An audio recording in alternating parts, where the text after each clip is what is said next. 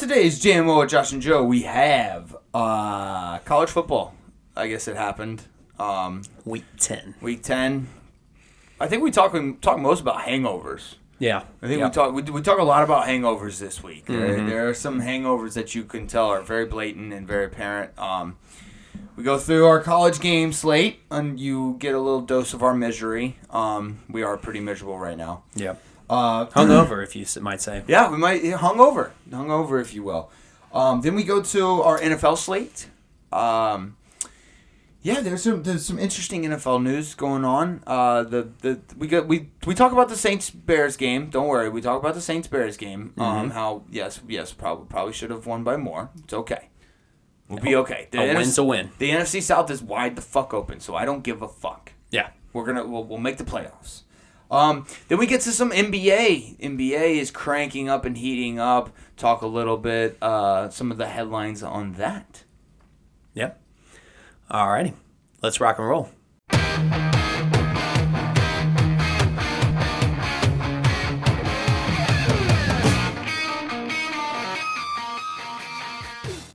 Welcome to JMO with Josh and Joe. It is Tuesday, November 7th, and Joe, I guess we could talk about college football. I don't know if I want to. I don't really want to either. Dude, it sucks, man. It sucks because after any type of loss, but mostly just a loss against Alabama, I can't check my social media. Like, I still haven't been on Twitter since fucking Saturday. And the Saints won, which we'll get to that. You have to go, like, hermit mode. Dude, yeah, man, it sucks. I briefly scrolled through Instagram a couple of times just because, I'm addicted to fucking social media, so I check it on a regular basis. Yep. But it's just like I scroll and then I see like the colors crimson and white, and then I just don't I close out of it. Hell, even on Facebook. Like, we lived in Alabama for a little bit, and we have friends from Alabama who are Alabama fans, and they just post, and it's not fun. I don't like seeing it. No, not fun at all. But I will say, a consolation prize, there was a controversial call in this that was the kind of the headline of a lot of posts. So that actually did make me feel better as far as their reaction to it. Yes, that was nice. It was Jaden Daniels is awesome. I'm gonna go with some positives. I'm gonna put some positives out there. Jaden Daniels was awesome.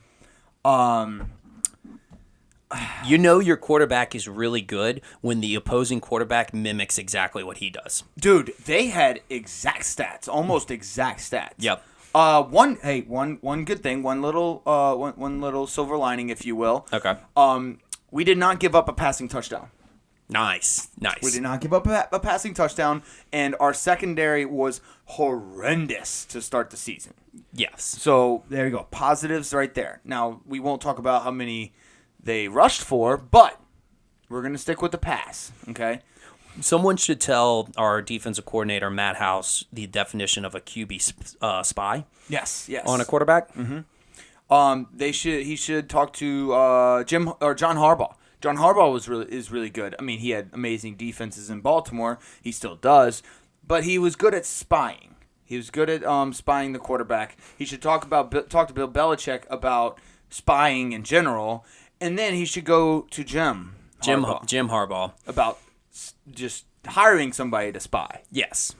So we got all three of them. You got the QB spies, the actual way you're supposed to do it with John Harbaugh.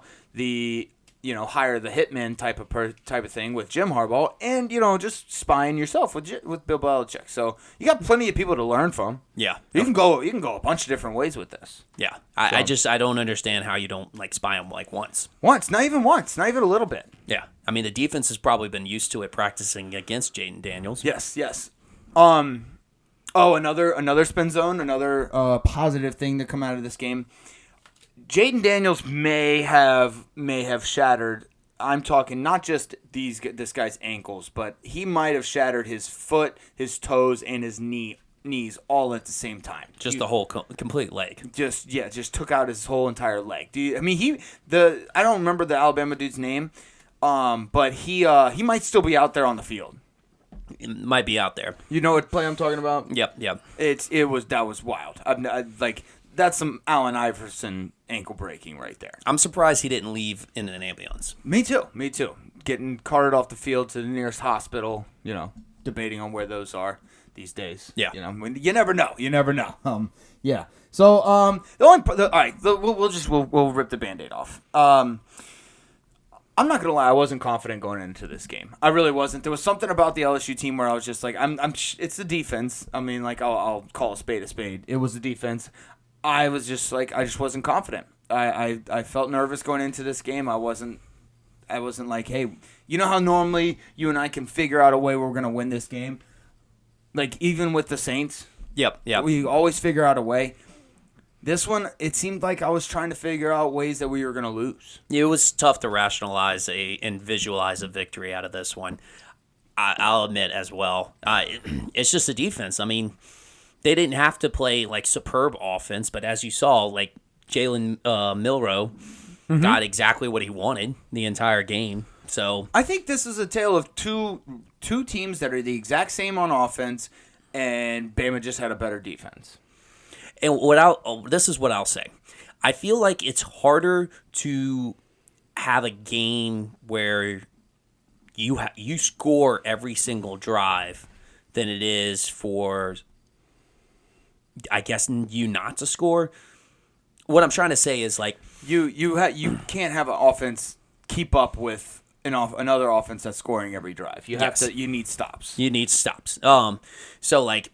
That's why defense wins championships. Exactly. And for instance, we'll get into the actual game, but USC all season has been this way. Like, they have a potent offense, but they can't even keep up with the other opposing offenses, even if they are, It seems like they're scoring twice on one drive. Yeah, bumfuck Egypt University, is scoring whatever they want against them. So you've got to have some sort of defense. I don't know. I just wish we would have seen some sort of improvement from this defense this year, but hasn't been the case. Again, positive. Didn't allow a passing touchdown. Yeah, dude, it's tough.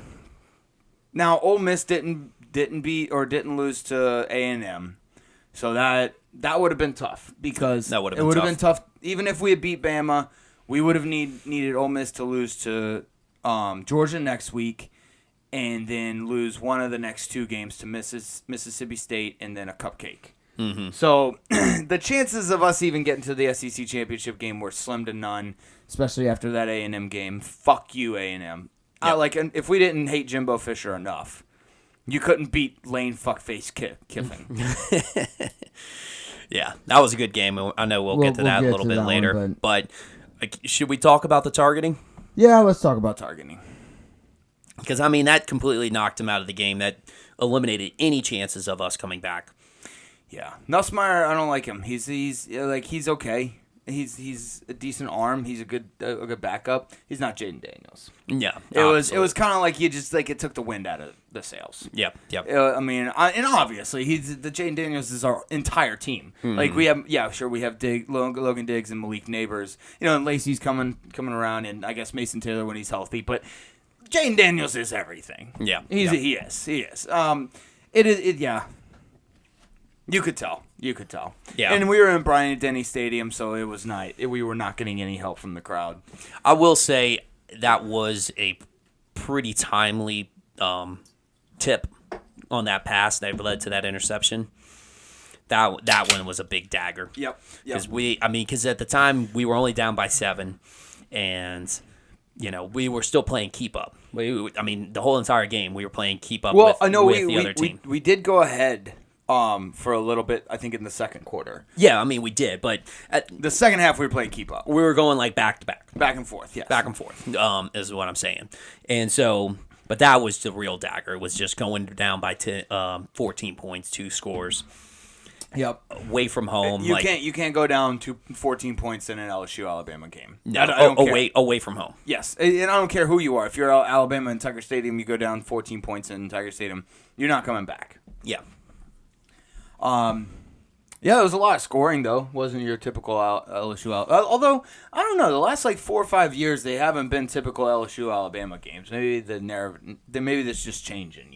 Yeah, ever since the Les Miles days. Yeah, the Justin Jefferson, the Jordan Jefferson days of 2011, 2010. the 9-7 games they're done. They're long Thank gone. God, because those games were only entertaining to LSU and Alabama fans. Yeah. That's it. I don't like, even if this had implications to like an Ole Miss team or some other team for the SEC championship game, it wouldn't matter. They would want to just rip their eyeballs out with sandpaper watching that game. Yep. And I get it. They were boring as fuck. It was all defense. That's it. But all right, have you been miserable enough? Yeah, I guess that's about done.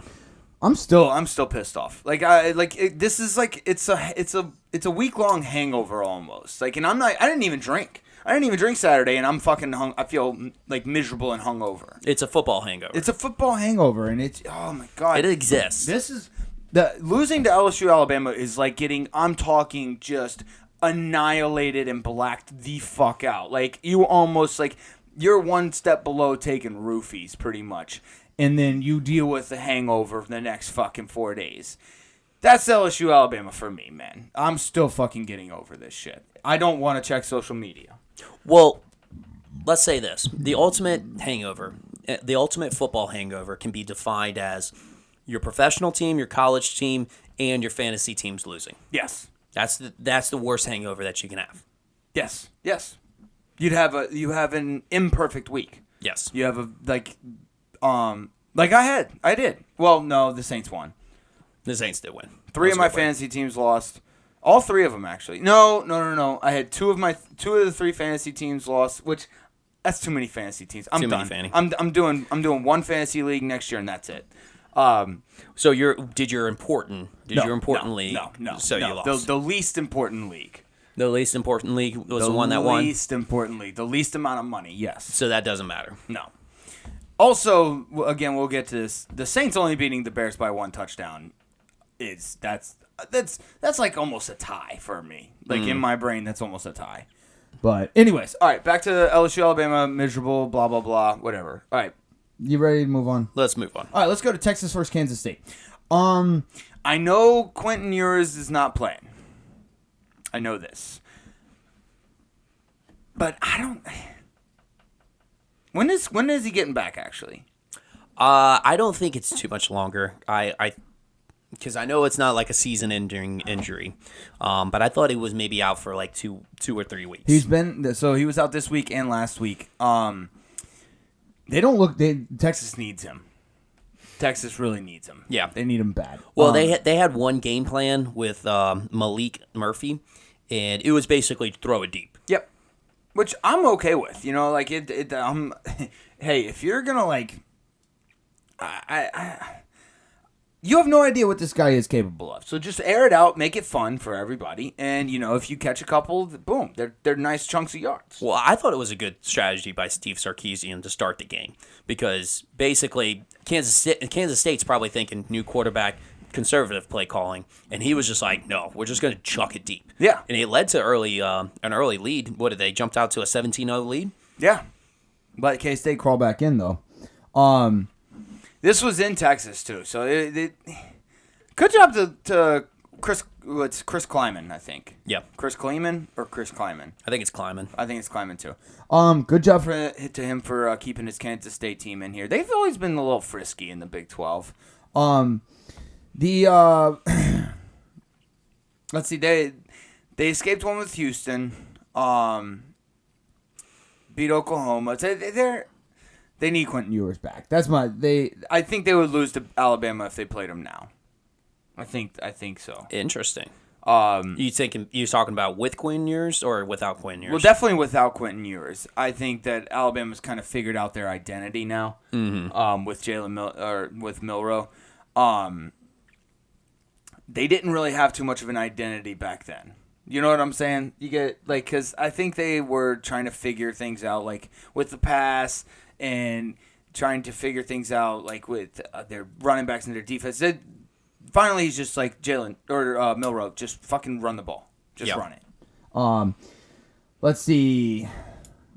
May have been a coming out game for Will Howard, the quarterback for Kansas State. Yeah, I don't know what year he is, but yeah, could definitely be a coming out, especially for next year. 26 of 42, 327 yards, 4 touchdowns, 1 interception. Dude, actually, one of my notes was just like, why don't coaches go all out with play calling every week? I don't know. Like I think the conservative approach just doesn't work anymore. I think you just need to get reckless. Just get reckless? Yeah, I don't know. Why not? Well, it's fun for us. I will say it did cost Kansas State, though. So Texas had the ball in the for the first possession in overtime, and they kicked a field goal. And Kansas State went for it on fourth on the goal line and didn't get it because they were going for the win. Right. I think the reckless play calling is what got them there. I don't think they're nearly as talented as Texas. So I mean, just kind of like keep going with it. You know what I'm saying? Like that was his play calling. That was in his plan. So I guess he just kind of stuck with it. You know? Yeah. Will Howard's a senior though. Senior? Oh, okay. So he's gonna be leaving. Damn. I was kind of excited for him. But yeah, no, it was a good game, dude. Big 12 and Pac-12. I will say this: they are kind of showing out in their last years as conferences. You know, they're going out with a bang, if you will. Well, the Big 12 is still going to be around. It's just going to be a lot different. It's going to be different. You know what I mean? Like, yes. Technically, I guess the Pac-12 is still going to be around, but it's going to be 2 teams. So, like, there's going to be a Pac-2. Pac-2. But, yeah, you know what I'm talking about. You know, yeah. Like, it won't ever be the same. Like, Texas and Oklahoma were basically the identity of the Big 12. Mm-hmm. So, I know a lot of people are Oklahoma State fans. A lot of people are going to be a little pissed off about that. But, yep. You got to admit, it was Texas and Oklahoma the whole time. Speaking of Oklahoma State, we'll talk about them a little bit later. You got anything else on the Texas K-State game? That's about it. All right, Ole Miss versus Texas A&M. Dude, I thought Texas A&M was going to be able to pull this one off, man. They were there. They were so close. They were there. I will say this. You know what? I don't think Texas A&M is that great. So this isn't a very impressive win for Ole Miss. Well, no, I mean, their starting quarterback, Connor Wegman's not playing right now. And Max Johnson's just not a good quarterback. Like, he's got, like, his dad was okay. I mean, actually, Brad Johnson, he just happened to get on a good Tampa team that had a fantastic fucking defense. He's a good trick shot person. Trick shot. Okay, yeah. And they had John Gruden as coach, you know, so, like, yeah. It was, who else did they have? That was the Rondé Barber years. Was it John Lynch? John Lynch in the as the safety, the Tampa 2 defense. And then that was after he was at Denver? John Lynch was at Denver, wasn't he? I mean, he was at Tampa Bay for a and little he bit. had Casey Hampton. Yeah, they had a nasty defense. So Brad Johnson just came in and he had to just fill in quarterback. But yeah, Max Johnson, not that great. He Serviceable, yeah. Kind of like his dad. He just might need to be on a fucking... Maybe if he was on Alabama's team, he'd that be would nasty. be the perfect setup. Yeah, he'd be nasty. Old Piss is going to get smoked by Georgia next week. That's all. That's just really what I wanted to say. Their helmets are stupid. Lane Kiffin's face is punchable, and I want to punch it. But yeah, this was close. I mean, A&M was in field goal range to tie it. Yeah. And just missed the field goal. Jackson Dart sucks. He's not good. I'm going to say this. He's not going to be good in the NFL. Everything about Jackson Dart this game was because of Trey Harris. Trey Harris was on an absolute tear. Fucking monster tear. 11 catches, 213 yards, and a touchdown, and he had that one-hander on the sideline. I saw that. Yeah. That was filthy. That was nasty. Yeah, no credit to Jackson Dart. Damn, I can't find the fucking game. The thing is when it comes to like quarterbacking, if you have like one guy that you're like throwing to the entire time, like it's at a certain point, it's not the quarterback, it's the wide receiver. Right. He's just always fucking open. And that's why it's Jamar Chase. Yes, exactly. And that's why, like, I always compliment when I compliment Jaden Daniels. I always compliment Malik Neighbors because Malik Neighbors is that guy. He is the top. And obviously, I'm biased. I think he's the number one wide receiver in the nation. But at the same time, Brian Thomas Jr. showed out too. Yes, so Lacey had his games. Yeah, so that shows a little bit more right. Jaden Daniels. Yes, too. But I also like not to take away from Malik Neighbors, obviously special talent. But you know, I'm kind of thinking about the days like Mac Jones, Devontae Smith. Yes, Devontae Smith obviously won the Heisman fantastic player, kind of showed that Mac Jones was not the type of player that he was hyped up to be as far as, getting drafted in the first round. Yeah. Been doing so good in the pros. Bro, I think that you can say that about almost every single Alabama quarterback. Like, I'm talking about going back to the Brody Croyle days. Like, dude, you name it, you name the year, there's been a nasty fucking wide receiver come out of Alabama. Do you count Jalen Hurts in that mix? I don't know. I don't think so. They had Jamison Williams, right? Or was that before? He was throwing to, at Alabama, Calvin Ridley? Was it Calvin Ridley? I don't remember exactly. Maybe Calvin was a little bit before that time, but I'm sure he had some studs. Yeah, I mean, Amari Cooper, that was a little bit before. But if you think about it, just like every couple years, they've always had just studs come out of Alabama. Mm-hmm. Fuck Nick Saban. And then, look, Quinshon Judkins, he did his thing. 3 touchdowns, 102 yards. No credit to Jackson Dart. Jackson Dart sucks. Yeah. The A&M defense is not that great. The secondary's not great. Jackson Dart's going to suck. All right, you got anything else on the Ole Miss game? That's about it. All right, Arkansas Versus Florida. Florida sucks. This is a telltale. Florida blows. Well, while you zig, I'll zag. Arkansas finally got a close victory. Fuck yeah, dude. They've been About playing goddamn people, time. They've been playing people so close, and they finally got one. Does this save Sam Pittman's job? That's the exact question I have. I hope he does. I hope this does. This is a quality win in The Arkansas's eyes. In my eyes, obviously, this is piss because Florida sucks. It has nothing to do with my hatred towards Florida. I actually really do think they're overrated. Think about it. They got when they had Anthony Richardson leave. They had a couple other guys leave. On that offense. Mm-hmm. So Graham Mertz is all right. I don't think he's anybody to call home about.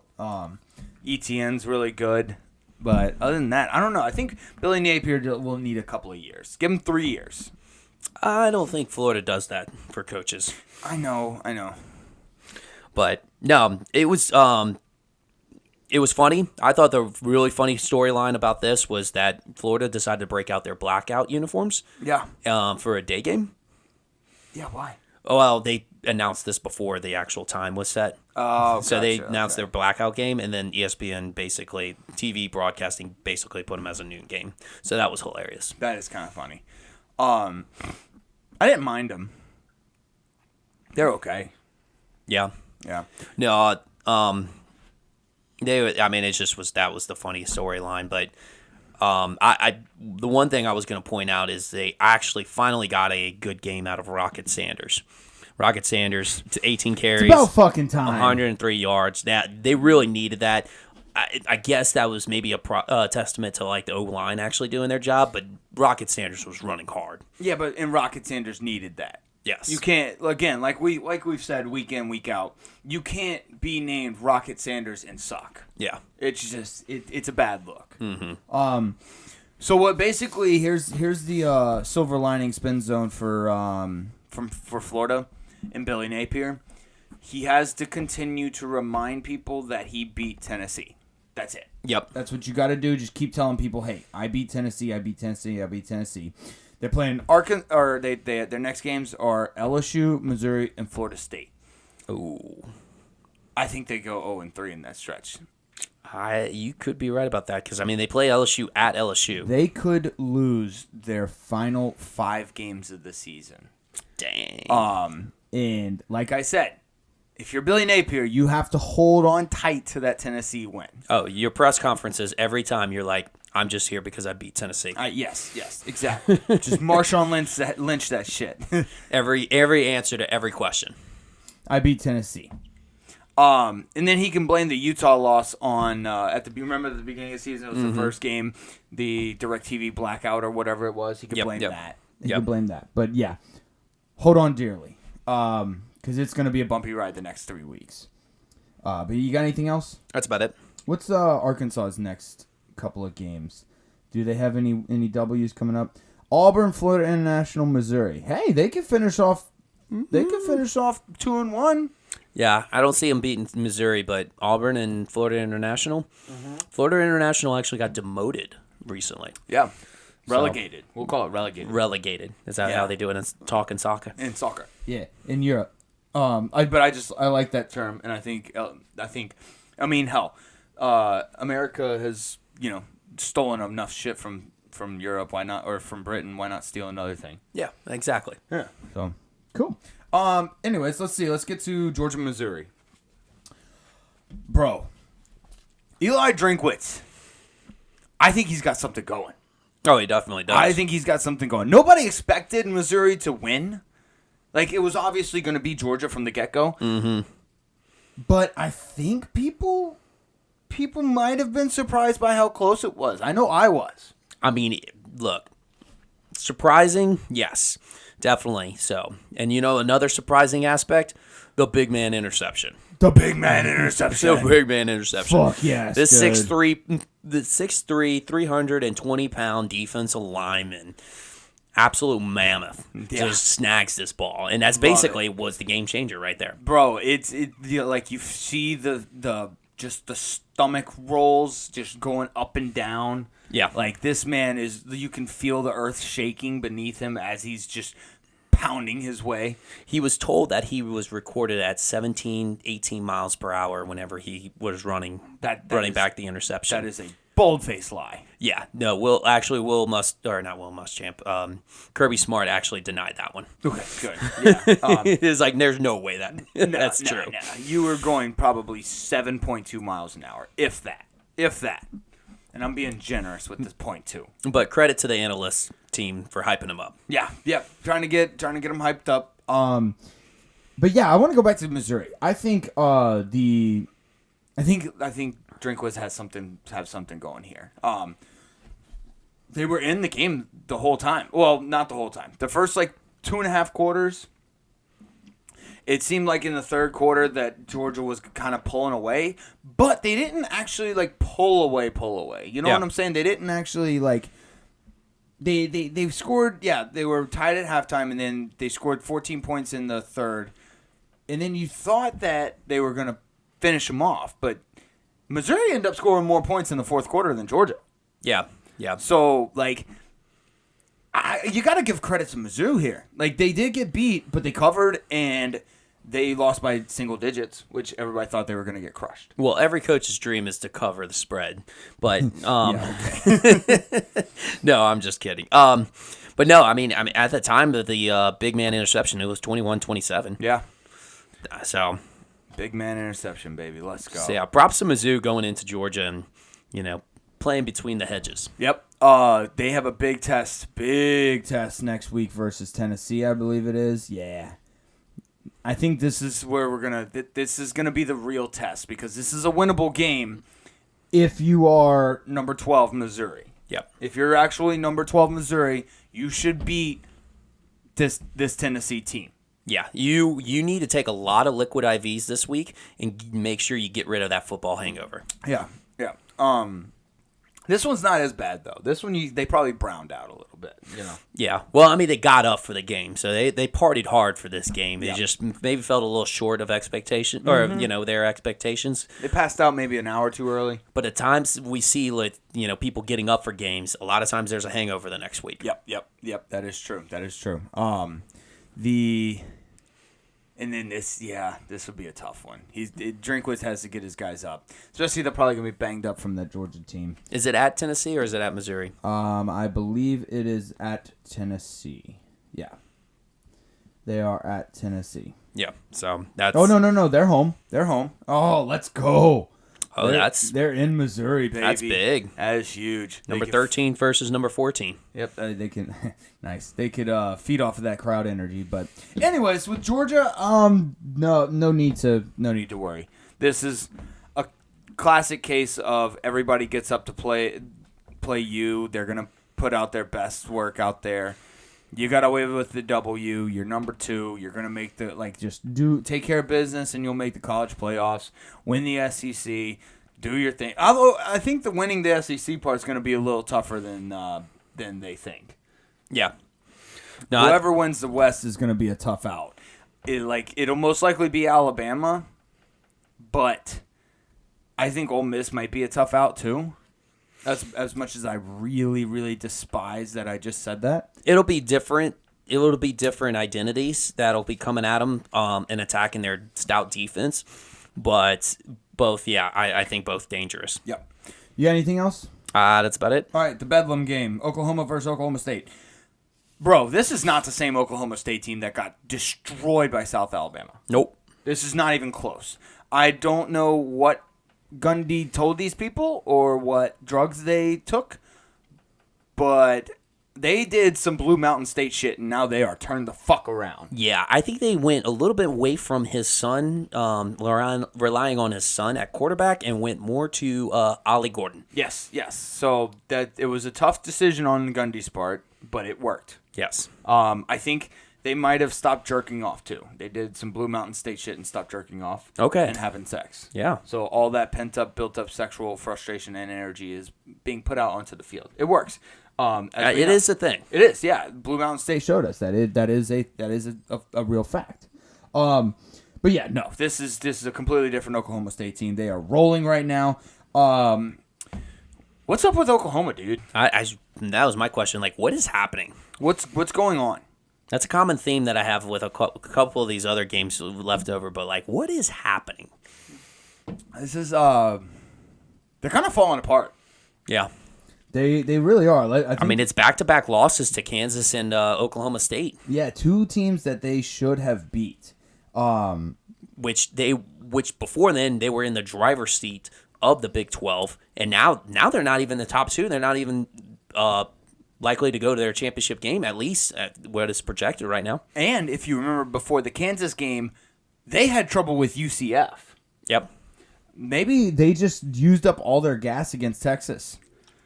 That was it. This is one massive hangover. Massive. This is the worst hangover ever. This is like the movie The Hangover, the trilogy. Right. Yeah. The last three games. Yeah, that's true. Because, dude, again, barely beat UCF. Kudos to Gus Malzahn. Lost to Kansas, lost to Oklahoma State. Now, they got West Virginia. I don't know how much Neil Brown's going to be able to do. I've been watching a little bit of West Virginia. They're kind of iffy. You don't really know what you're going to get. Yeah. So we'll see how they do. They should win that game, but you never know now. I'm going to take whatever the spread is for West Virginia. Okay. All right. But yeah, again, nothing against Brent Venables. I just like seeing Oklahoma lose. Yeah. You got anything else? I think that's about it. All right. Let's see. Tulane versus East Carolina. Real quick, I'm just going to stop saying that Tulane has an easy schedule left because they have had trouble with East Carolina, they had trouble with Rice, and they had trouble with North Texas. I believe that was their last couple of games. But Yes, that was. I'm going to say they have the toughest schedule coming up, and maybe that might switch it around. Might change the one score margin Victories. victories. Yeah, because I would like, to watch a Tulane game and actually, breathe the whole time instead of, clenching my fists and holding my breath. Yeah. While they aren't as dominant as last year's team is, they still are a really good team. But I don't think this is another sign of good coaching. I mean, look, not every victory is going to be a dominant victory, but if you can grind out victories, just win, baby, win. Just win, baby, win. Mekhi Hughes had another over 100-yard game.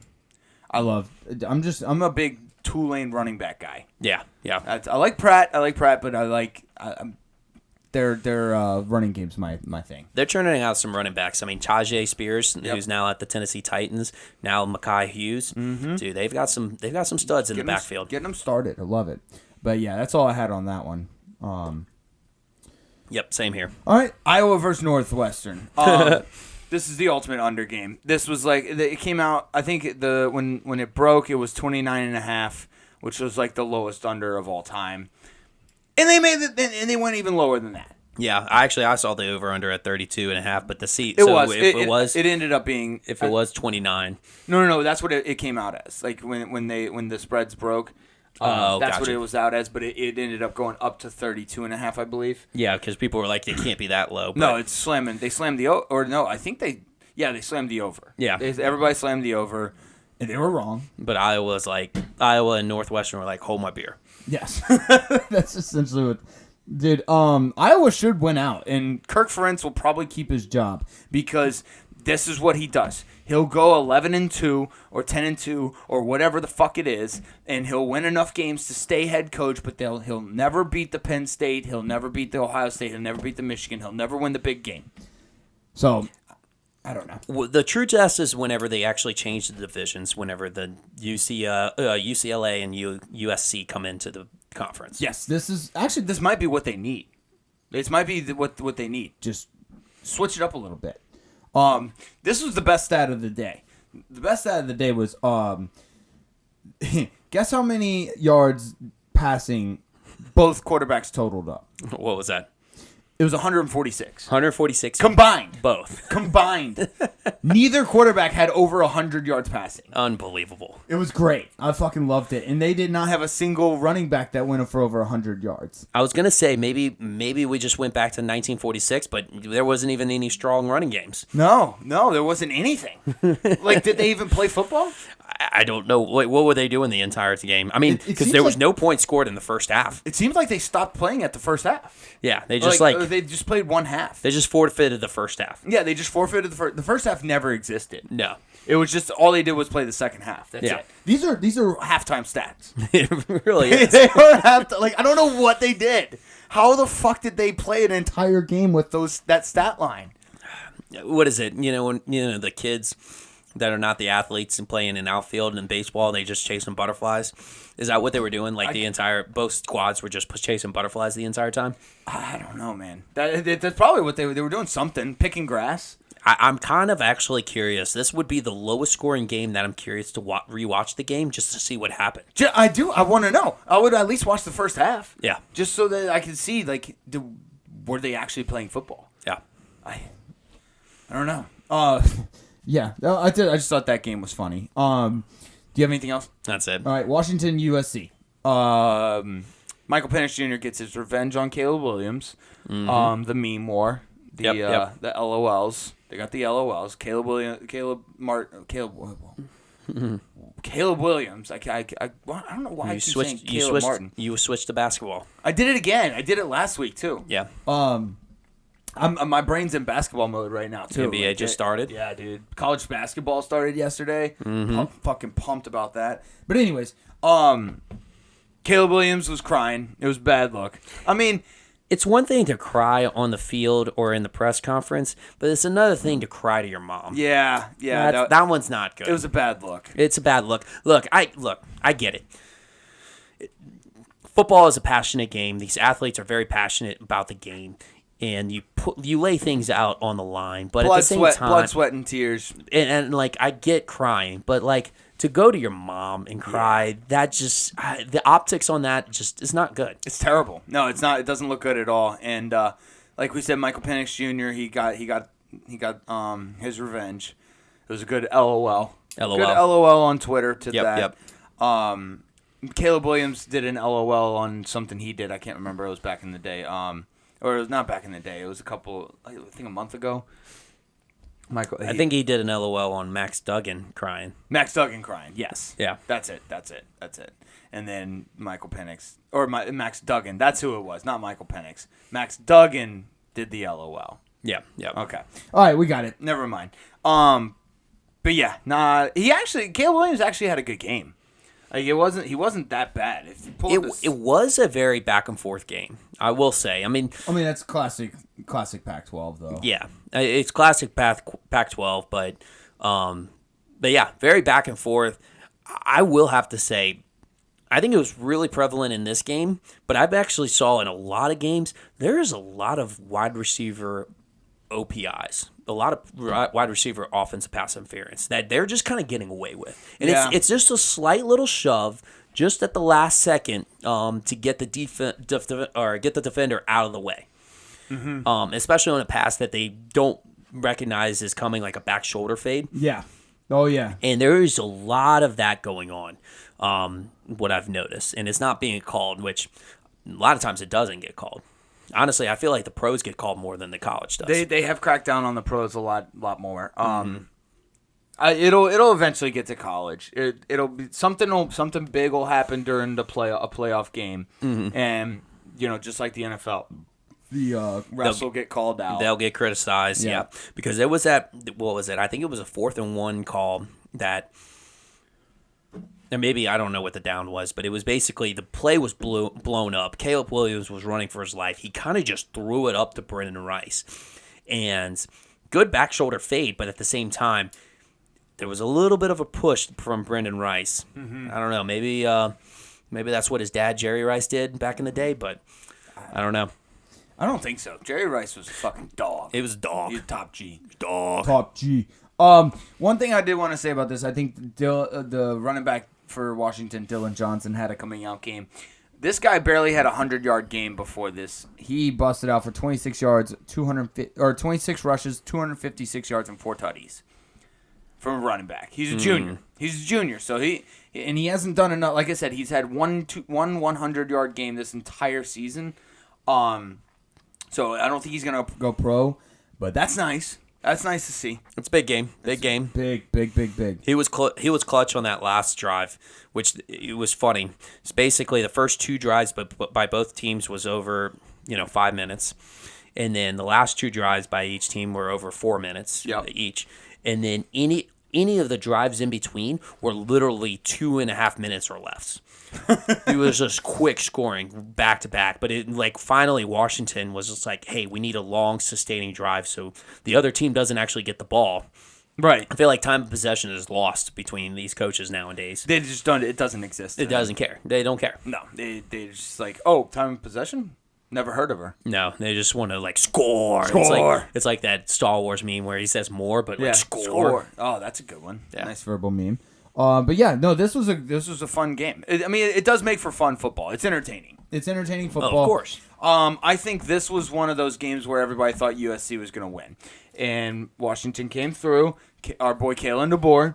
Yep. Kalen DeBoer, but he kind of took what USC, Lincoln Riley and USC gave him. It was a lot of scoring and kind of threw it back at him. Like he adjusted well, I think, and I don't think people were expecting that. I think they were expecting Lincoln Riley To come in and win a big game.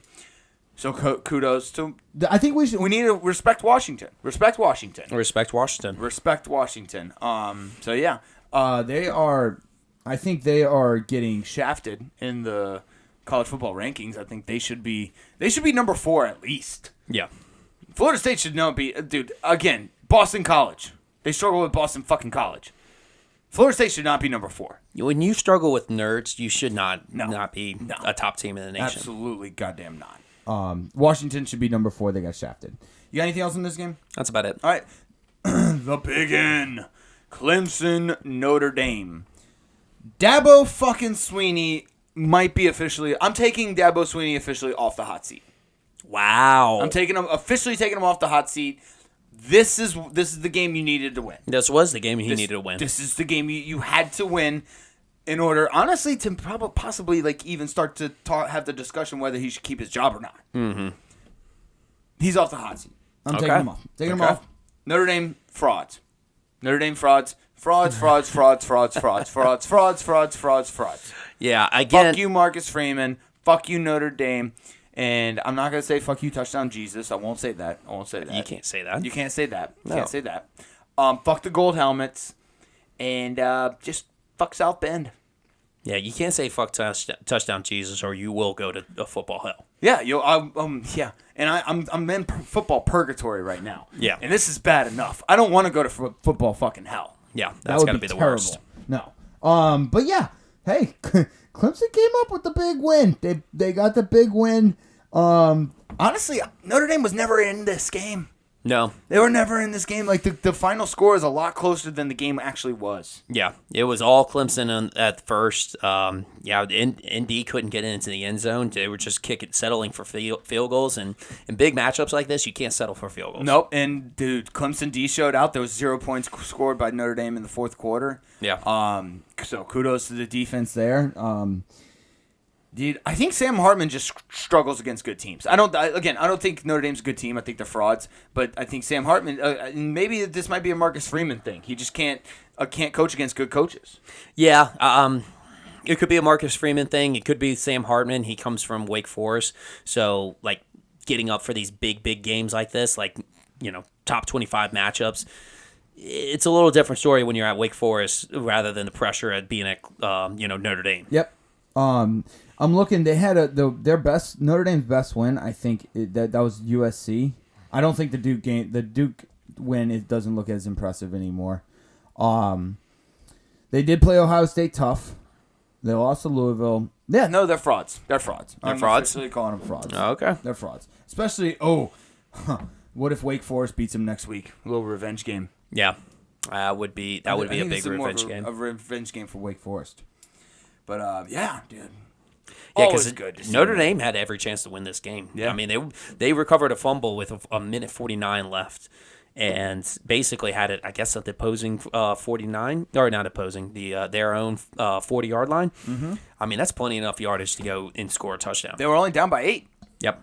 Only down by 8. You could get a touchdown, 2-point conversion. They're still there. We had a QB punt in this game. Yeah, that was nice. That was kind of cool to see. Actually, might have a career in that. Yeah. If he doesn't make it as a quarterback. Dude, that was a good punt. Yeah, maybe just make it as a Dude, do the Pat McAfee, man. I mean, you get paid a couple $100,000 to punt balls on a fucking football team, dude. And think of what a professional team could do with a quarterback at punter. Yeah, exactly. I mean, they could revolutionize the special teams like Taysom Hill. Yeah, exactly. Speaking of Taysom Hill, we'll get to Taysom. We'll Hill, get to actually. that. Do you have actually? That might be a good segue. You got anything else in this game? That's about it. All right, let's get to the NFL. Saints and Bears. I heard a stat when Taysom Hill runs the ball 8+ times in a game, the Saints are 18-1. Okay. Use Taysom Hill, and we have been using Taysom Hill the last 3 games. I don't know why we haven't been using Taysom Hill the entire season. Yeah, no, I agree. He has to be a focal point of the offense. Yes. I'm never going to get mad about I will always appreciate a win. I will always appreciate a win. It's hard to win in the NFL. I don't care. I don't give a shit what anybody else says. Yes, I know the Bears scored. The Bears had 5 turnovers. Whatever. I get it. I'm always going to appreciate a win. With that being said, we should have beat them by more than a touchdown. We definitely should have beat them by more than a touchdown. Well, the key stat that I kind of key on this one is this. When we score 20-plus points, we win. Really? Every game that we've won, we've scored 20-plus points. Every game that we've lost, we have well, let me say this. One game we didn't score 20-plus points, and that was the Tennessee game. We won 16-15. Okay. But if we score 20 or more points, we've won every single time. When we've scored 20 or less points, we've only won one time, but we've lost every other time. Every other time. So all you got to do is score 3 touchdowns. It's really that easzy. That's not hard. It's not, especially when Derek Carr's throwing the ball like 50 times a game. Yeah. Like dude, He always has those weird fucking stats, man. Like, he threw the ball 30-something times on Sunday, and he only had like 211 yards. Well, it's called checkdowns. I know, it sucks. It's really fucking frustrating. Just throw the ball, dude.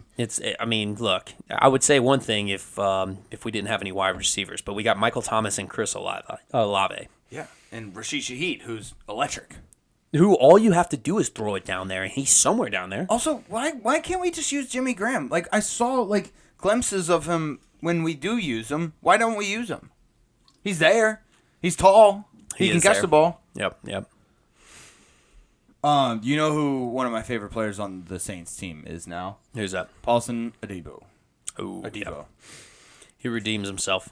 Fucking ball hawk now. Yep. What he had? 2 interceptions and a forced fumble. Mm-hmm. And a fumble recovery. Yep. Yeah, ball hawk. Ball hawk. Fucking love him. But yeah, dude. Here's the thing. Somebody's got to win the NFC South. Somebody's got to win it.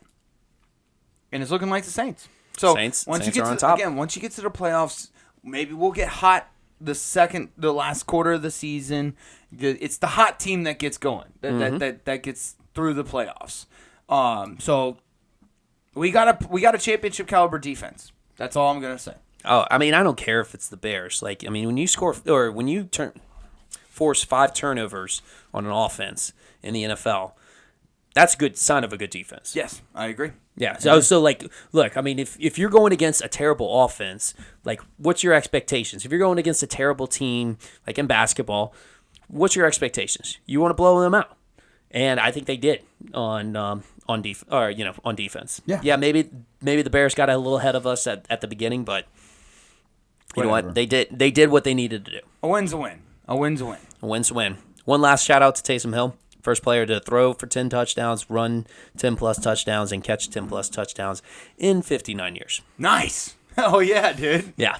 That's fucking awesome. So, yeah, big time achievement. Yeah. Probably a stat that people didn't think would ever be. No, and I don't think that'll ever be broken. I mean, like, unless they really change the game. He might be the one to change the game. He might be the one that changed the game. Anyways, you got anything else? That's it. All right, Dolphins Chief. I know everybody's throwing the fraud word around for the Dolphins right now. I'm just gonna say this: the Dolphins have had 3 losses this year. To the Chiefs, who was just on in Germany. Yep. Best team in the AFC. Yeah. The other another one was to the Eagles. Best team in the NFC. Okay, so they're losing to the top 2 teams. Those 2 losses are the top 2 teams in the NFL right now. Okay? And then they lost to the Bills, who on any given Sunday can beat the best team in the game. They're currently broken right now, I get that. But when they played them, they were playing really well. So I don't know if they're frauds. Yeah, I know they haven't beaten anybody over 500 in a while. But they're not that bad. I think people are just like putting them down in the dirt now. Like, they're fun to watch and they win games. Like, they're gonna go to they're more than likely gonna go to the playoffs as long as Tua stays healthy. Yeah, I mean, the fans and the keyboard warriors are definitely going to have that mentality of Ricky Bobby. If you ain't first, you last. Right, yeah. Type of thing. I get that. But at the same time, who are you going to see in the playoffs? The Dolphins. Well, no, I'm going to say the Chiefs or the Eagles, maybe in the Super Bowl. They were in the Super Bowl last year. But I'm saying, if you see them in the Super Bowl, there's a good chance you might see them in the Super Bowl this year. There's a good chance you might see the Bills in the playoffs. You might see the Chiefs in the playoffs. Oh, yeah. You got to beat those teams. True. I understand that. I get it. But again, my point is, I think they're coming down on them a little too hard. Okay, that makes sense. Tyreek Hill had 2 fumbles, did not help. I just think that it's attributed to him not used to being touched. You know, he's not used to being tackled. He's not being touched at all. No. So like he was just like, "What is this? What are you doing? Why are you touching me?" Yeah. Tua didn't play well, and I think that's just because the Kansas City defense is really good, which is not fun to think about if you're in the AFC. I mean, you can't drop that. You can't drop that snap on 4th down. No, you can't. It's tough. But it's almost like the wide receiver concept of like you got to catch the ball before you run. Yep. I mean, you got to catch the ball before you snap or before you throw. Yep. Very true. Anything else? Yeah, we got to talk about that defensive lateral. We had a defensive lateral for a touchdown this game. Oh yeah. After the Tyreek fumble. Rugby baby. Yep. I mean, because you can tell it completely threw off the offense. Yep. No, I mean nobody was expecting that. Yeah, I know.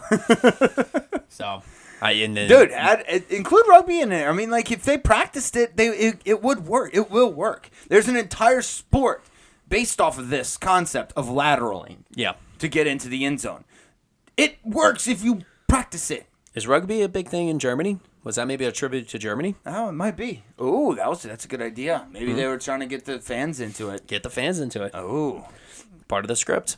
Yep, that is true. Damn, NFL is really good. But yeah, that was pretty cool. Yeah. The Vikings Falcons.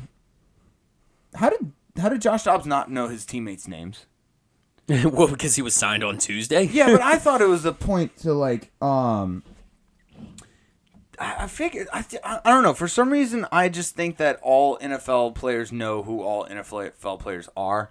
For some reason, I don't know. It's just part of like y'all are all in the same business together. Well, maybe it was like vice versa type of situation because the Arizona Cardinals actually did not know Joshua Dobbs was on the team because they didn't actually sell his jersey.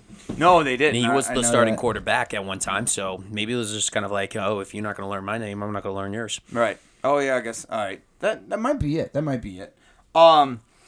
Dude, the Vikings didn't play that well. Atlanta just sucks. But again, the NFC is wide. The NFC South is wide the fuck open. All the fantasy owners or the Hawkinson fantasy owners need to be just salivating right now because Dobbs is going to be doing checkdowns to tight ends the entire time. Yeah. And then on the contrary, Bijan Robinson fans are pissed because their team doesn't know how to utilize their running back. Yeah, what is up with that?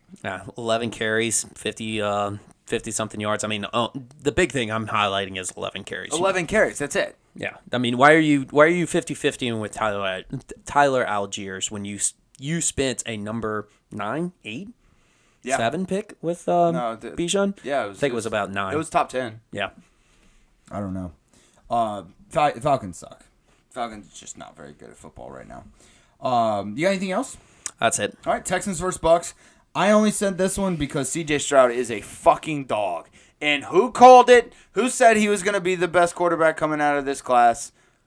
we did. We did. We did. We have video and recorded evidence of this. We said it, and I'm going to toot my own horn.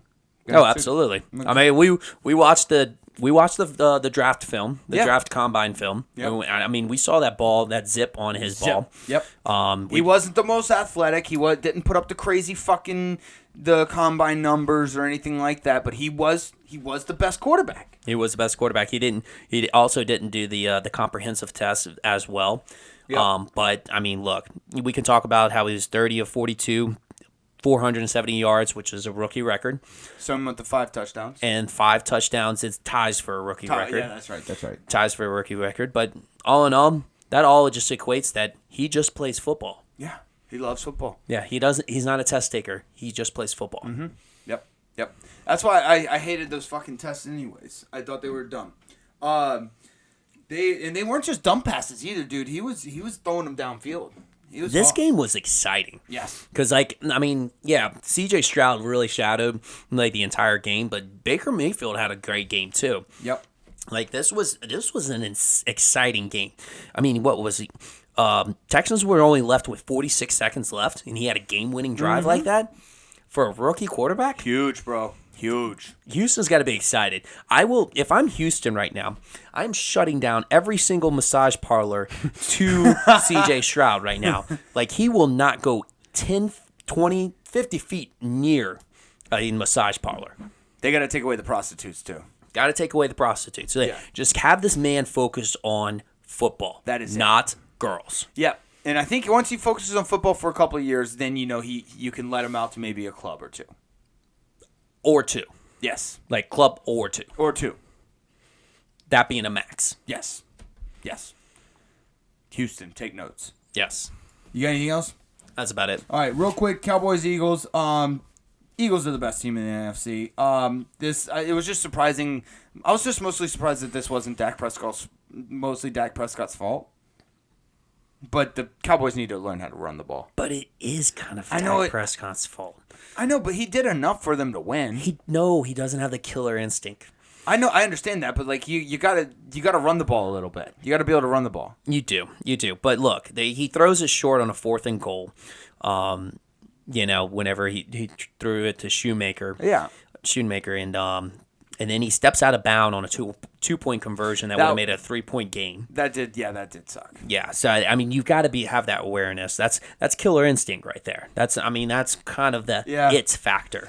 Well, anybody who thought Dak Prescott had the it factor you probably shouldn't have been watching and scouting football. I think this certified it. Yeah, this kind of did. Because he did play well. He's not it. He's not him. I mean, 29 of 44, 374 yards and 3 touchdowns is good stat line. Right. And then the last drive, he takes a sack in the red zone with no timeouts. you can't do stuff like that. No, not even a little bit. That's the stuff Jerry Jones is going to look at the end of the season. He's going to be like, "You're not my quarterback. You're not my damn quarterback, bro. You're not my damn quarterback anymore. Get the fuck out of here." Get the fuck out of Texas." Yeah. But yeah, no, it was a decent game. Eagles' best team in the NFC. I'll just go ahead and say it. Yeah, Jalen Hurts got hurt during this game and came back.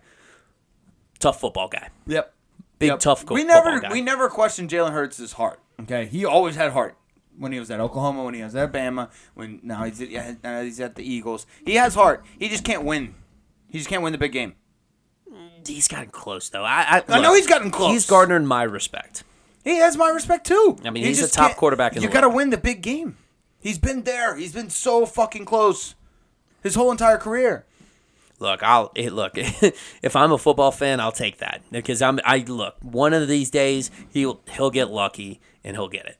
We'll see. Bills, Bengals. Bills are broken. Bengals are for real. Bengals are hot. Bengals are hot. They're real hot. Burrow he's having fun playing football again. Like he's not hurt anymore. He is distributing the ball really well. Like Jamar Chase is always open. I mean, he's always fucking open. And he's throwing like 5+ passes to like 6 different receivers. Like, this is reminding me of Drew Brees almost, just spreading the ball out everywhere. Mm-hmm. He's making athletic plays.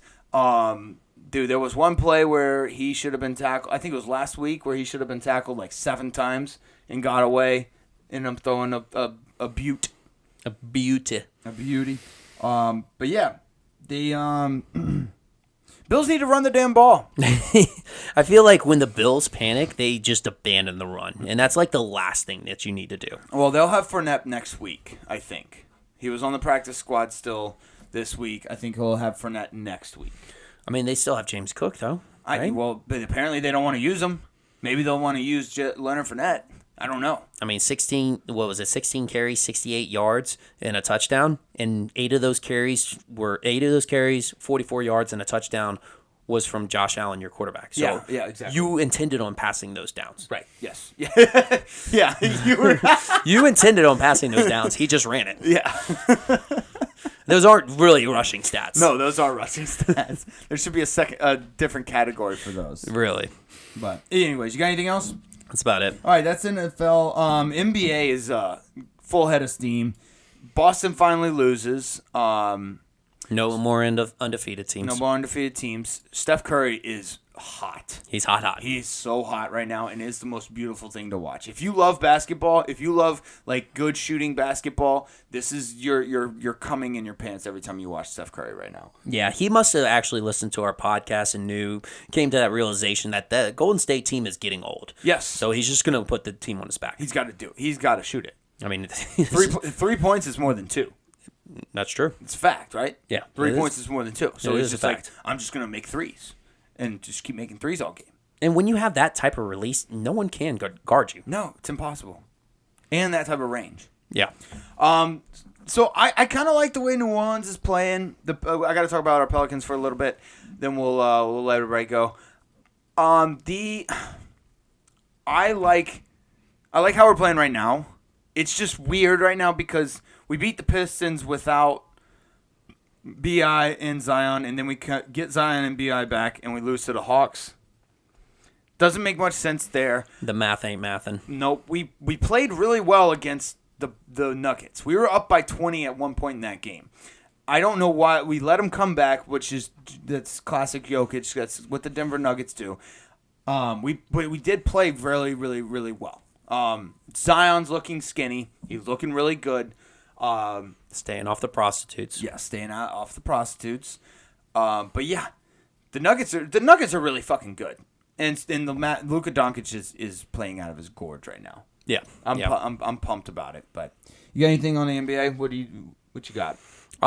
There was a couple of news that came out this week. So Udonis Haslem, VP of basketball operations, bro. VP of basketball operations. I guess that's what happens when you stay so long enough at the Heat. Yep, they will bury that man in the facility. Yeah, they're just going to keep promoting him. Actually, I think once he dies, they're just going to cremate his body and add him into the court. Into the court, probably. Yeah, He'll never leave Miami. I'll bet on that. I'll take the odds on that. Yeah, me too. The other thing I had, Nikola Jokic passes LeBron James and Jason Kidd on triple-double list. Dude, how the fuck did he do that? I mean, the man doesn't even care. He doesn't. He doesn't give a fuck. It's wild. Yeah. I mean, maybe that's what we said, like when you're trying to get a girl, you just act like you don't care, and then you get her. Yeah. And then so that's what Jokic does. He just doesn't care, and he's just going to get all these records and championships. And he just wants to go play with his horses. Yeah. So like Adam Silver's like, hey, have this, have this, have this, and he's like, all right. Here, hold it. No, horse. Go back to the horse. But yeah, that was basically what I had. And then Boston, Philly, 5-1 in the East. Denver and Dallas, 6-1 in the West, or 7-1 and 6-1 in the West. Yep. Starting off pretty good. Yeah. I'm excited. All right. Well, we will see y'all next week. Love y'all. Later.